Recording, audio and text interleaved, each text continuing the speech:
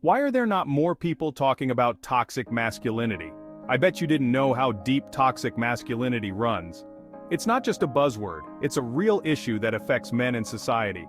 At its core, toxic masculinity refers to physically harmful behaviors and dominating attitudes. It's not about all masculine traits being bad, instead it's about specific negative behaviors that cause harm. Think of it like a poisonous plant. Not all plants are dangerous, but some can hurt you if you're not careful. Toxic masculinity is similar. It's a set of beliefs that can be harmful. These beliefs often include things like aggression and dominance. They also include the idea that men shouldn't show emotions. It's when men feel they have to be tough all the time, or when they think showing feelings makes them weak. It's when they use force to solve problems. Toxic masculinity doesn't just affect individual men, it has a wide-reaching impact on society. Think of it like throwing a stone in a pond. The ripples spread out, touching everything. That's how toxic masculinity works. It starts with one person but affects many others. One big impact is on mental health. Men who believe they can't show emotions often struggle. They might feel sad or scared but think they can't talk about it. This can lead to depression, anxiety, and even suicide. Men are less likely to seek help for mental health issues. This is often because of toxic masculinity. They think asking for help makes them weak. Toxic masculinity also affects relationships. It can make it hard for men to form close bonds. They might struggle to be vulnerable with friends or partners. This can lead to loneliness and isolation. In romantic relationships, it can cause problems too. Men might try to control their partners. Not all masculine behaviors are toxic. So how do we know when something crosses the line? It's about understanding the impact of actions. Toxic behaviors are those that harm the individual or others around them. They're often rooted in outdated ideas about what it means to be a man. One key aspect of toxic masculinity is the suppression of emotions. Men are often told to man up or stop crying. This teaches them that showing feelings is weak, but emotions are a normal part of being human. Holding them in can lead to stress and mental health problems. Another toxic behavior is the use of violence or aggression to solve problems.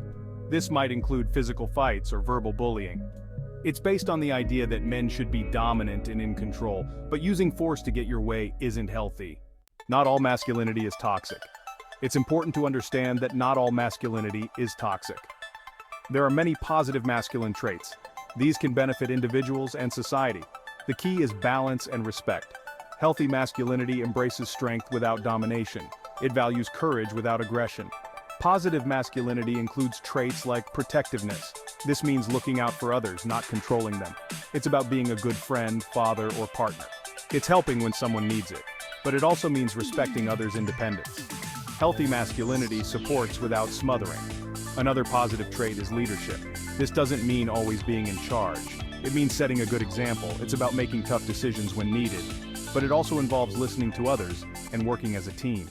Addressing toxic masculinity in modern society. Addressing toxic masculinity is crucial for creating a healthier society. It's not about blaming men, it's about recognizing harmful patterns and changing them. This benefits everyone, including men themselves. The first step is awareness. We need to understand what toxic masculinity looks like. Education plays a big role in this change. We need to teach boys and young men about healthy masculinity. This starts at home and in schools. It involves showing positive male role models. These can be fathers, teachers, or public figures. They should demonstrate respect, empathy, and emotional openness. Media also has a part to play. Movies, TV shows, and video games often promote toxic masculinity. They show men solving problems with violence, or they portray emotional men as weak. We need more diverse representations of masculinity in media. Actionable steps include attending workshops and community discussions. Practice empathy and respect in daily interactions.